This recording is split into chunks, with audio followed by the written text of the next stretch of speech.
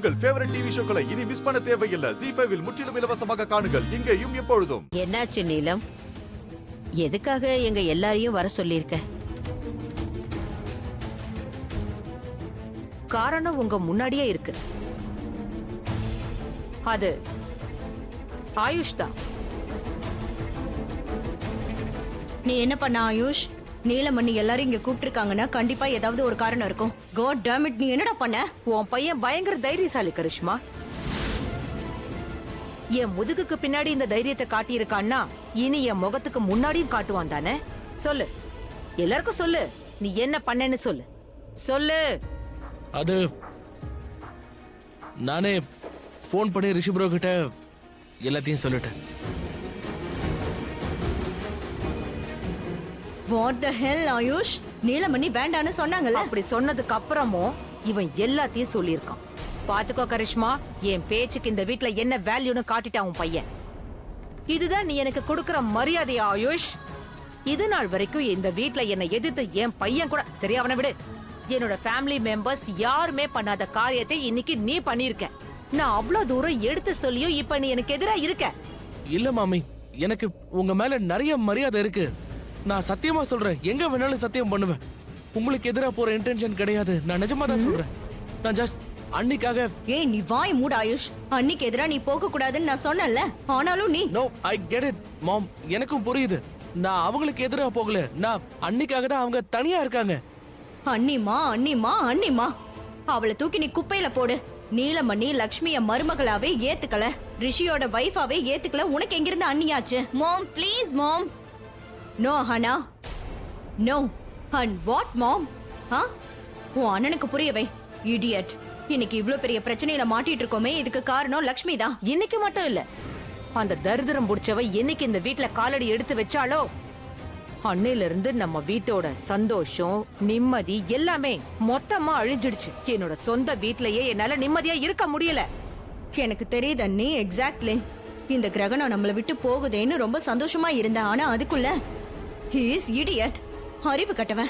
இப்பவும் அண்ணி அண்ணின்னு அலைஞ்சுக்கிட்டே இருக்கான். அரஞ்சன்னு வையன். கரிஷ்மா, நீ ரொம்ப பேசிட்ட.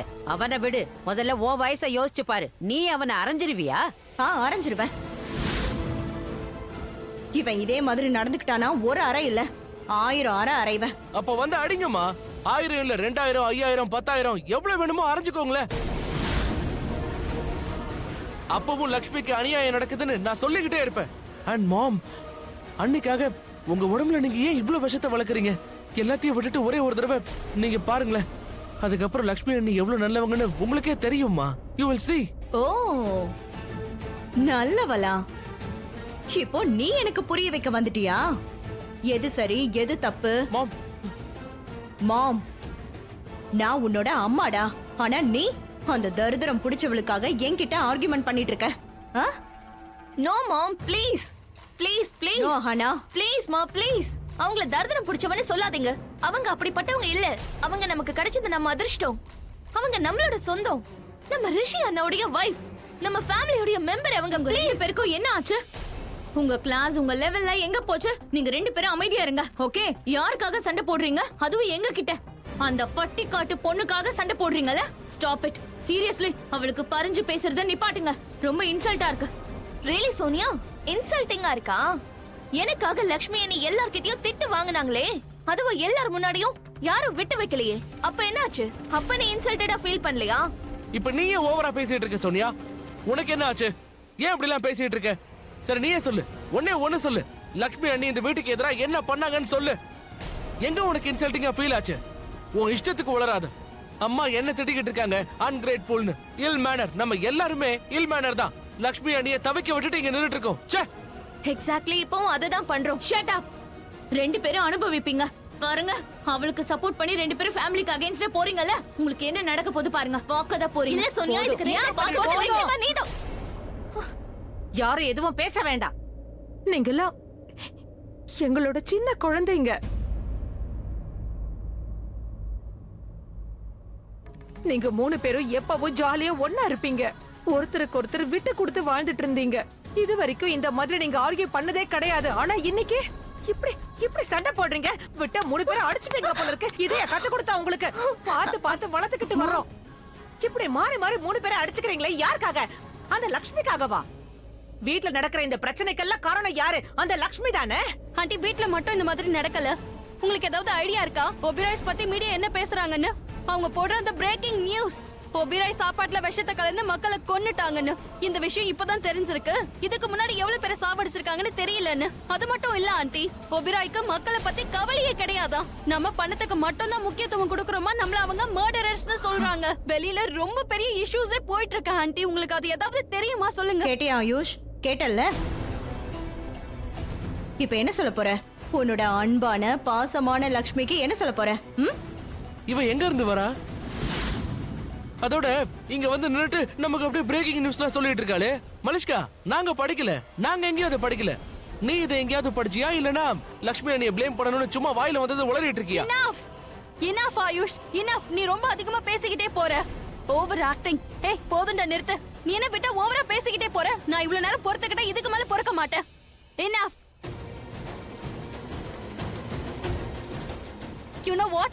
இதுக்கப்புறம் நீ என்கிட்ட பேசவே கூடாது. Because I do not care damn. இப்ப நான் சொல்லவா aunty?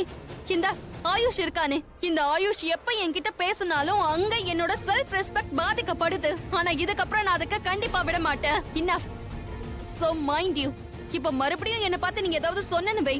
I will not swear you. I'm telling you that. மறுபடியும் நீங்க என்ன பார்த்து ஏதாவது சொன்ன கண்டிப்பா நான் பொறுத்துக்க மாட்டேன். நீ மட்டும் இல்ல, யாருமே பொறுத்துக்க மாட்டாங்க. மறுபடியும் ஒரு தடவை ஆயுஷ் இந்த தரித்திரம் புடிச்சவளுக்காக பறிஞ்சு பேசிட்டு இருந்தான்னு வையேன், இவனை யாரும் மன்னிக்க கூட மாட்டாங்க. அவங்க ஒண்ணும் தரித்திரம் பிடிச்சவங்க இல்ல. ஆமா, லக்ஷ்மி தரித்திரம் பிடிச்சவதான். இங்க நம்ம வீடு, நம்ம ஃபேமிலி எல்லாரும் தலை குனிஞ்சு நிக்கிறோம் இல்லையா? இதால இன்னொரு விஷயம் நிரூபணம் ஆகுது. அவ தரித்திரம் பிடிச்சவதான். அவ நம்ம குடும்பத்துக்கு பிடிச்ச பெரிய களங்கம். லக்ஷ்மி, லக்ஷ்மி. Hi everyone. முகேஷ், லக்ஷ்மி. ஆயுஷ், எல்லாருமே இங்க இருக்கீங்க. லக்ஷ்மியை காணுமே, எங்க அவ?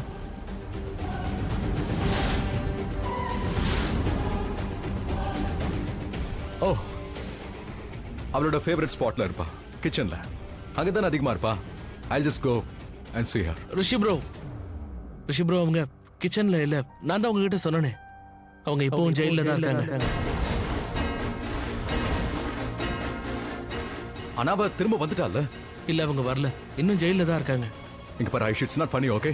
ஒருவேளை ஏதாவது அவ சர்ப்ரைஸ் பிளான் பண்ணிருக்கானா, இல்ல உங்ககிட்ட சொல்ல வேண்டாம்னு சொல்லிருக்கானா, அதெல்லாம் வேண்டாம். சோ சொல்லு, இட்ஸ் ஓகே. நான் ரூம்ல போய் பார்க்கறேன், டெரஸ்ல பார்க்கறேன். I'll just go meet her. இல்ல ரிஷி அண்ணா, ஆயுஷ் உண்மையை தான் சொல்றான். லக்ஷ்மி அண்ணி இப்பவும் ஜெயில தான் இருக்காங்க. இன்னும் அவங்க வீட்டுக்கு வரவே இல்ல. ஆமா ரிஷி, லக்ஷ்மி இன்னும் ஜெயில தான் இருக்கா. ரிஷி அண்ணா, லக்ஷ்மி அண்ணி ஜெயில இருக்காங்கன்னு ஆயுஷ் அண்ணா சொன்னா இல்லையா? அப்ப அவங்க திரும்பி வந்ததா எப்படி சொல்ற? ஆமா ரிஷி, உன்கிட்ட யார் சொன்னது? ஜீ5 ஆப்பை டவுன்லோட் செய்து அனைத்து எபிசோடுகளையும் இலவசமாக பாருங்க.